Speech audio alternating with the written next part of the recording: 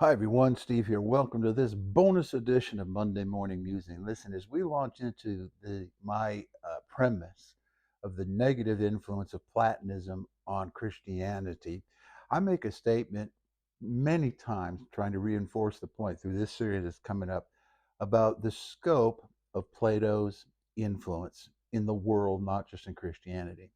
And I got thinking, if you were raised like I was, you probably didn't get much real history.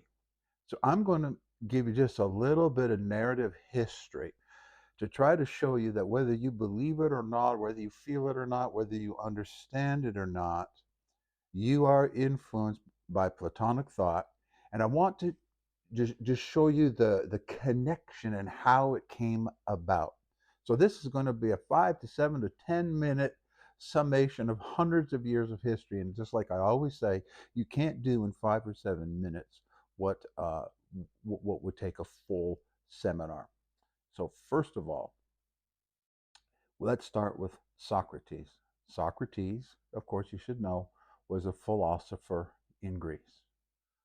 Well, guess who was one of Socrates' first or most prominent followers? Plato.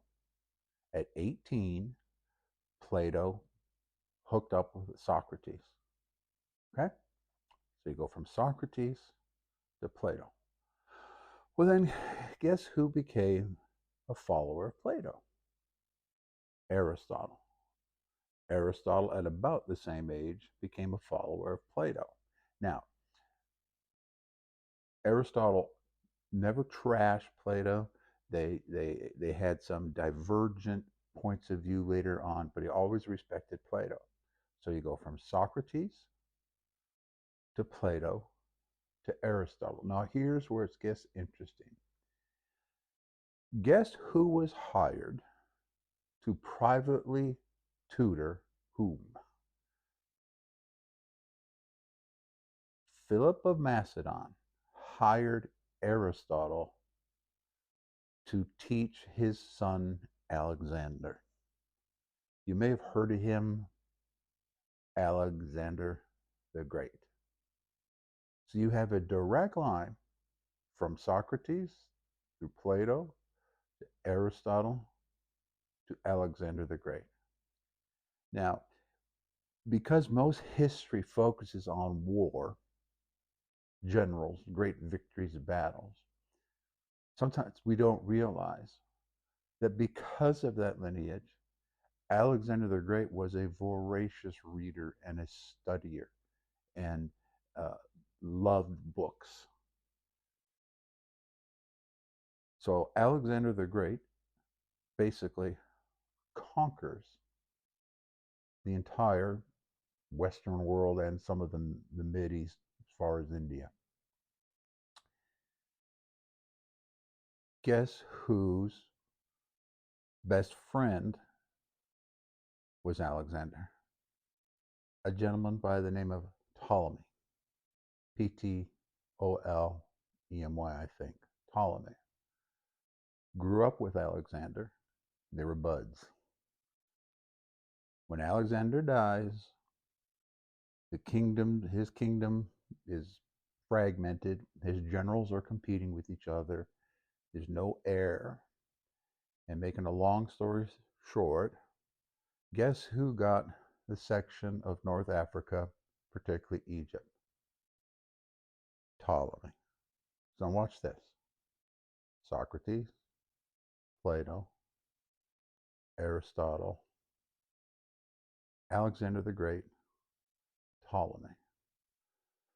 Ptolemy built Alexandria very uniquely. Now, I'm not saying he was a great guy. He did all kinds of terrible things. The Ptolemies, it reads like a nightmare horror movie, soap opera combined their regal lineage.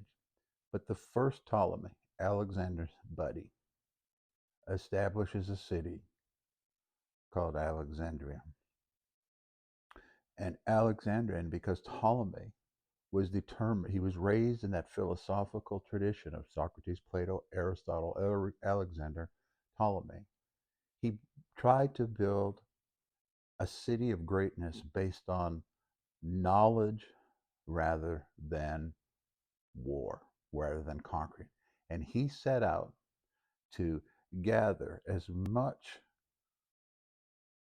of the known material, recorded material in the world in his city, Alexandria.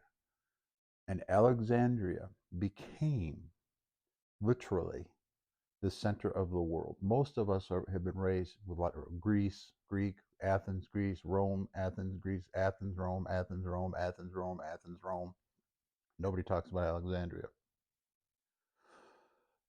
The intellectual and philosophical foundations of Western Christianity came out of Alexandria.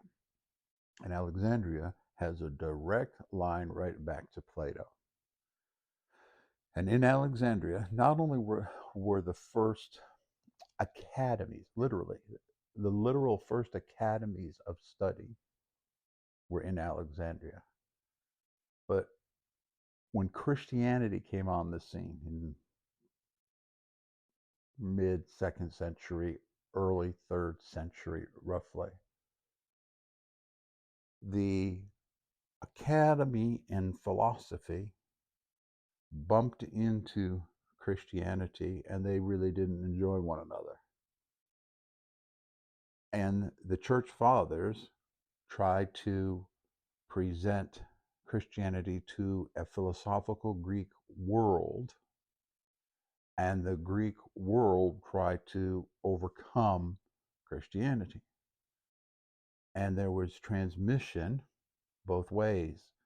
And my premise is that Greek influence came into the church, that philosophic, Platonic influence came into the church right there in Alexandria. And one reason why the typical Christian, when you do your church history in your church Bible school, whatever, nobody talks about Alexandria.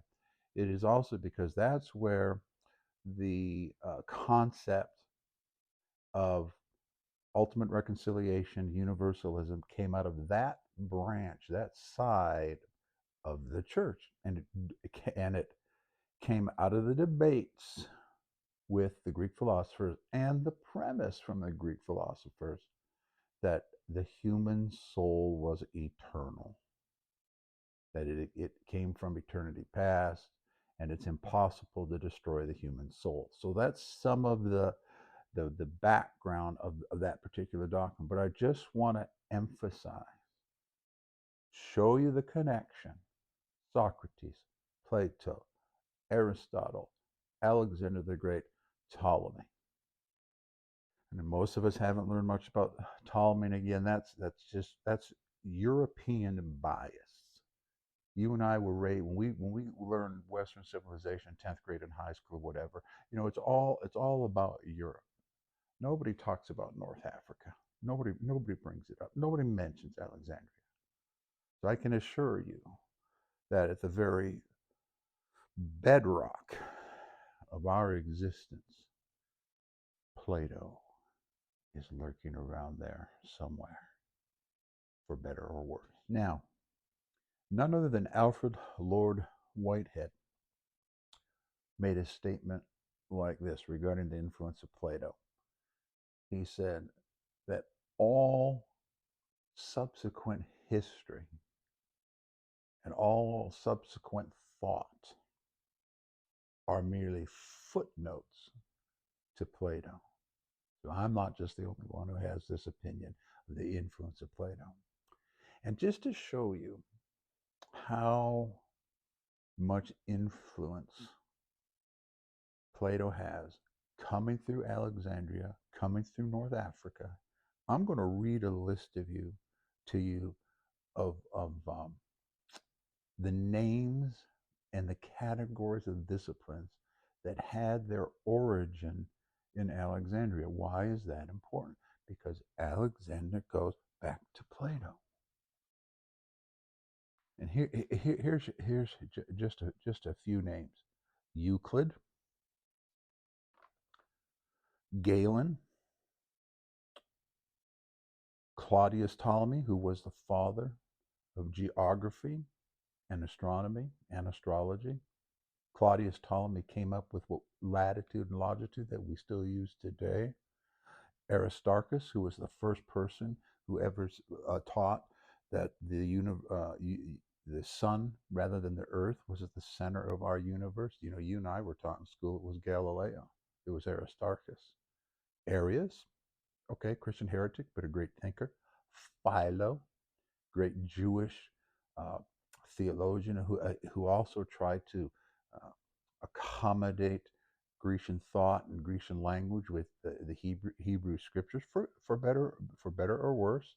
Um, Archimedes of Eureka fame, uh, and there are others. That's just a list, and I just want to give you a nugget of the influence of the city of Alexandria, who came from Alexander, who came from Aristotle, who came from Plato. And that's why this influence is pervasive. And every once in a while, it resurfaces as something new, and it's not that new. See you next time.